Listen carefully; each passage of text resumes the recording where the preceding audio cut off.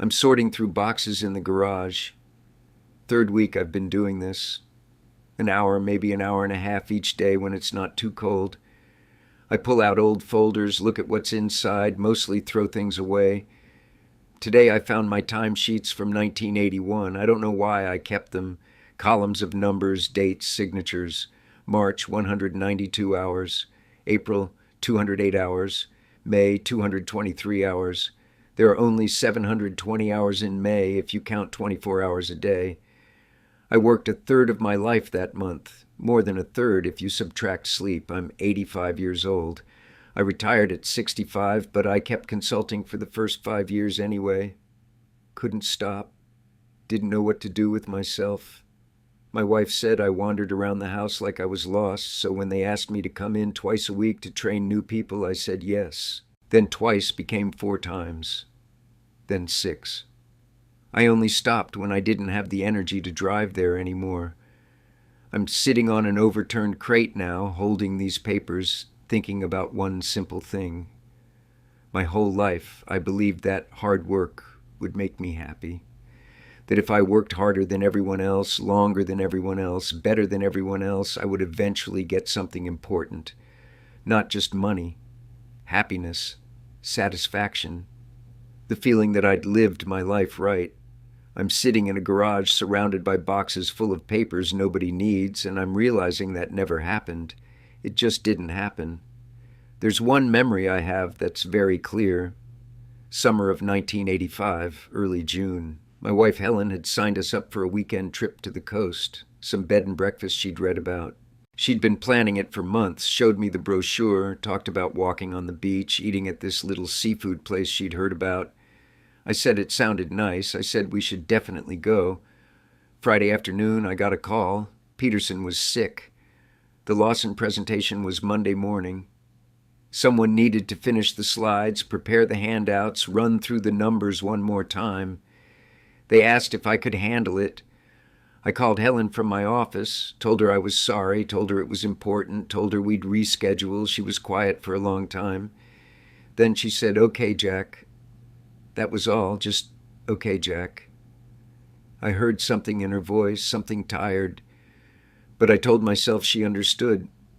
She knew how hard I worked. She knew I was doing it for us, for our future, so we could retire comfortably, so we could take all the trips we wanted later.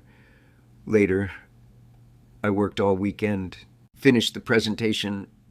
It went fine on Monday. Peterson thanked me. Said he owed me one. I felt good about that, felt needed, valuable. I'd solved a problem. I'd stepped up when the company needed me. Helen never mentioned the trip again, never rescheduled it. The brochure sat on the kitchen counter for a few weeks, then disappeared. I found it today, actually, in one of these boxes, tucked inside a folder of old performance reviews. Sea Haven Inn, where time stands still. There's a picture of a porch overlooking the ocean, a couple in their 50s or 60s holding coffee mugs, smiling at each other. We never went. And here's what I didn't understand then, what took me most of my life to figure out. I thought work and life were separate things. I thought life was what would happen later after I'd worked hard enough, after I'd earned enough, after I'd proved enough. Work was temporary, life was permanent. Life was the thing I was working towards, so I kept my head down. I stayed late. I came in early. I volunteered for the difficult projects. I said yes to weekends. I brought files home. I thought about problems in the shower, during dinner, lying in bed at night while Helen slept beside me. I was good at what I did. People knew they could count on me. If something needed doing, I would do it. No questions, no complaints. I took real pride in that. My father was the same way, worked at a printing plant for 38 years, came home every night with ink under his fingernails, smelling like chemicals and paper. He'd eat dinner mostly in silence, then fall asleep in his chair with the television on. He died at 63, 4 months after retiring. Heart attack. Massive, the doctor said. Quick. At his funeral, I remember thinking he'd worked himself to death.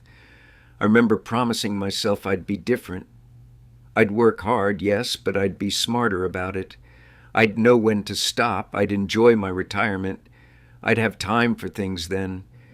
The years went past like scenery outside a car window when you're not really looking. Just blurred shapes, vague impressions. My daughter Linda grew up. I was there for the big moments, her high school graduation, her wedding, the birth of her first child. I wrote checks. I made sure she had what she needed. College tuition, help with the down payment on her house. I was a good provider. But the small things, the daily things, the moments that actually build a relationship, I missed those. I was at work or thinking about work or too exhausted from work to really pay attention. She calls me every other Sunday now. We talk for maybe 10 minutes. She tells me about her kids, my grandchildren who I barely know. She's polite, dutiful, but there's a distance between us. Not anger, just space. Like I'm someone she's supposed to check on, not someone she wants to talk to. I understand that. I do. Helen tried. In the beginning, she'd plan things, dinner parties, weekend drives, evenings at home, just the two of us. I'd agree, then cancel. Emergency at work, deadline moved up, can't be helped. Eventually she stopped planning, stopped asking. We lived in the same house, shared the same bed, but we were like two strangers in a waiting room. Polite, distant. She died 7 years ago. Aneurysm. The doctor said it was quick, said she probably didn't feel anything. I was grateful for that at least. At the funeral, one of her friends, a woman named Carol, I think, from her garden club, came up to me and said Helen was wonderful. She had such a full life, so many friends, so many interests. She really embraced every day. I realized I didn't know what she was talking about. I didn't know Helen was in a garden club. I didn't know who her friends were. I didn't know what interests she'd developed during all those years while I was working 60, 70-hour weeks. She had built an entire life, rich and full, and I had no idea what it looked like. We'd been married for 53 years, and I didn't really know her. I worked because I thought that's what you were supposed to do. That's what it meant to be a man, to be responsible, a provider. You sacrificed, you put in the hours, you didn't complain, you didn't quit. My father did it. His father did it. It's what men in my family did, and I believed, truly believed, that there would come a point when I could stop, when I'd done enough, when I could say, okay, I've earned it now I can rest, now I can enjoy things. I thought retirement would be that point. I had vague plans, travel, hobbies, time with Helen, time with Linda and her family. But when I finally retired, I didn't know how to do anything else. I didn't have hobbies. I didn't have friends outside work. Helen and I had forgotten how to talk to each other about anything except schedules and bills. And I was tired. Not physically. Deeper than that. 43 years of being tense, being alert, being ready for the next crisis had worn something down in me that I didn't know how to rebuild. The first year of retirement, I'd wake up at 5:30, still on schedule even though there was nowhere to go, and I'd sit at the kitchen table drinking coffee, waiting for the day to start. But it had started. This was it. This was the time I'd been working toward my entire life, and I had no idea what to do with it. I tried volunteering at the library, lasted a month. I tried woodworking, built a bookshelf that's still in the garage, never used. I thought about traveling, but Helen's health was declining by then, and I didn't want to go alone anyway. The truth is, I had traded my whole life for work, every year, every month, every day, and work gave me exactly what it promised: money, security, a pension, respect from my colleagues. What it never gave me, what it was never going to give me, was happiness, or meaning, or connection. Those things require presence. They require time, not leftover time, not the scraps at the end of the day when you're too exhausted to think. Real time, alert time, engaged time. I gave all of that to spreadsheets and presentations and accounts and problems that honestly weren't as important as I thought they were. The Lawson presentation, the one I canceled the beach trip for, I can't even remember what it was about. Some quarterly numbers, some projections. It's all gone now. The company doesn't even exist anymore. Bought out, restructured, dissolved. But I remember that brochure, Sea Haven Inn where time stands still. I remember Helen's voice on the phone. Okay, Jack, I'm not telling you this because I want sympathy. I made my choices. I believed what I believed. Nobody forced me to work those hours. Nobody held a gun to my head and made me say yes to every request, every deadline, every emergency.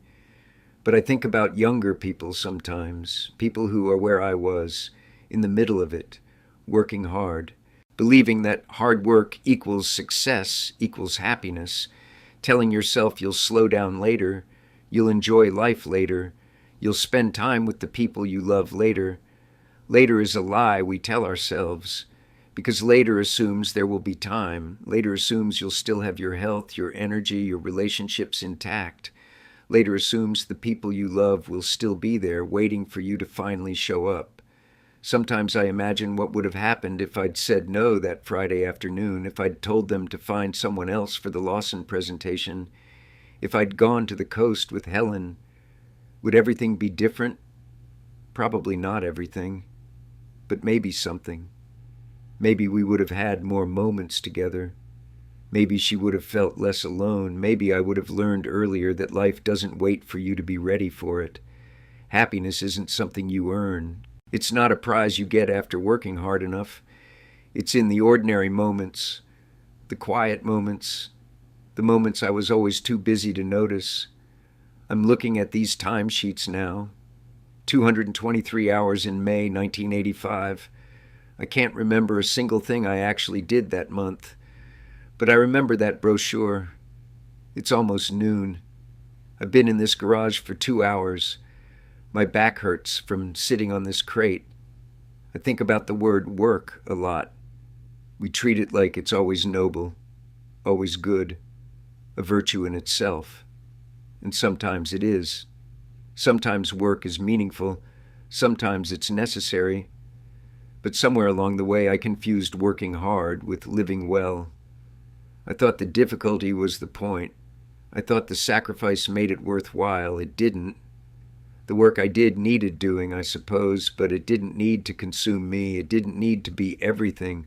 I could have worked hard and still gone to the coast with Helen. I could have been responsible and still made it to Linda's piano recitals. I could have been a provider and still been present. But I was afraid that if I wasn't working all the time, I wasn't enough. Afraid that if I said no, if I set boundaries, if I chose my family over my job, people would think less of me, think I was lazy, uncommitted, weak. So I said yes, over and over and over, until there was nothing left except work. And then eventually not even that. People sometimes ask me what I miss most. They expect me to say Helen or my youth or my health. And I do miss those things, but what I miss most is harder to explain. I miss the person I could have been, the husband I could have been, the father. I miss the life I could have lived if I hadn't been so convinced that life was something that happened after work, instead of something that happens during it. I have money saved. I have this house paid off. I have a pension that covers everything I need. By most measures, I was successful. I was reliable, competent, respected in my field. And I'm sitting in a garage surrounded by boxes of old papers, alone, with nobody to talk to and nothing I'm particularly looking forward to. If you'd asked me at 30 or 40 or 50 what I thought my 80s would look like, I would have told you I'd be happy, satisfied, proud, finally at rest. I'm at rest now, but I'm not happy. The hardest thing to accept is that this was preventable. Not the aging, not the loss. Those come for everyone. But the emptiness, that was a choice. 1,000 small choices. 1,000 times I chose work over presence. Later over now. Achievement over connection. I don't know what you're choosing right now. I don't know what you're telling yourself about later. About when you'll have time. About when things will slow down. About when you'll finally start living. But I know what I chose, and I know what I have now.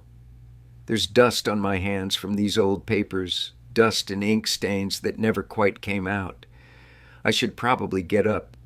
My knees don't work like they used to. It'll take me a minute. Maybe I'll make some lunch. Maybe I'll sit on the back porch for a while. Watch the birds. It won't change anything, but it's something.